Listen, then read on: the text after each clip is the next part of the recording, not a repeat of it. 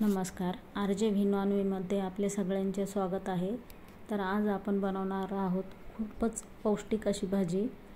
तर इथे मी थोडंसं खोबऱ्याचा तुकडा घेतला आहे, त्याचे बारीक तुकडे करून थोडंसं 1-2 चमचेभर शेंगदाणे घेऊन छान भाजून घेतले आणि इथे 4 चमचे जवस आणि 2 चमचे तीळ घेऊन भाजून घेतलेत आणि गार झालं की यात थोडंसं पाणी घालून छान पेस्ट तयार करून घ्यायचं आहे।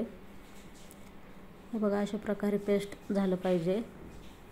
तर हे आपण एका भांड्यात काढून घेऊया पेस्ट आणि यात थोडंसं पाणी घालून सगळं व्यवस्थित मिक्स करून घ्यायचं आहे। यात अशा कुठल्याही गाठी राहता कामा नये। हे बघा, अशा प्रकारे सर्व व्यवस्थित मिक्स करून घ्यायचं आहे। ही भाजी खायला ना खूपच पौष्टिक आहे। आतापर्यंत तुम्ही जवसाची चटणीच बघितली असेल, भाजी तर नसेल बघितली आणि खाल्ली नसेल। तर मी यात थोडं थोडं पाणी टाकून सगळं व्यवस्थित असं मिक्स करून घेते। तुम्हाला जेवढी भाजी बनवायची असेल तेवढं पाणी यातच अगोदरच टाकून घ्यायचं आहे, नंतर पाणी नाही टाकायचं आहे, कारण की ही भाजी थोडीशी चिकट बनते। त्यामुळेच आपण यात खोबरं आणि शेंगदाणे टाकलेत, ते पण चांगलेच असतात टाकलेलं आणि चिकट पण जास्त होत नाही भाजी। तर इथे मी थोडं थोडं पाणी टाकून छान व्यवस्थित मिक्स करून घेतलंय। ते कढई तापत ठेवली, त्यात टाकले पळीभर तेल, पाव चमचा मोहरी, अर्धा चमचा जिरे, त्यानंतर इथे बारीक चिरलेला कांदा टाकून घेऊया। एक कांदा बारीक चिरून टाकलाय मी। थोडासा फ्राय झाला कांदा की त्यात टाकायचा आहे कढीपत्ता। कढीपत्त्याला थोडासा फ्राय झाला की नंतर टाकू अर्धा चमचा अद्रक लसणाचं पेस्ट, 1 चमचा लाल तिखट, एक बारीक चिरून घेतलेला टोमॅटो आणि त्यात टाकायचे थोडंसं वरतून मीठ आणि हळद पाव चमचा। हे सगळं व्यवस्थित मिक्स करून घ्यायचं आहे। टोमॅटो थोडासा मऊ झाला की तयार केलेलं मिश्रण थोडंसं ढवळून त्यात टाकून घ्यायचं आहे। ही भाजी नंतर पिठल्यासारखी होते, घट्टसर होते थोडीशी, त्यामुळे थोडं पातळच ठेवायचं आहे ते पाणी।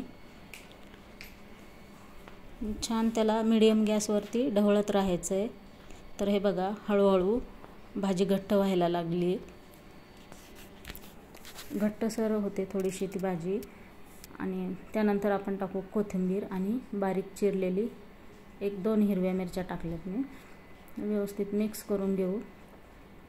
हे बघा, मीडियम गॅसवरतीच करायचं आहे, नाहीतर त्यात कशा गाठा होतात, सारखं ढवळत राहावं लागतं त्याला। आणि इथे मी घेतले तडका करण्यासाठी, तर इथे 2 चमचे साजूक तूप घेतलंय, बारीक चिरून घेतलेला लसण,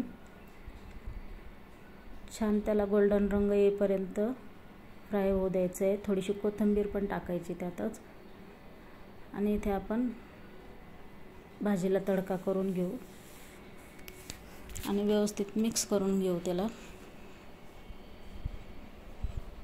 व्यवस्थित मिक्स झालं की परत त्याला 5 मिनटं मीडियम गॅसवरच उकळी काढायची।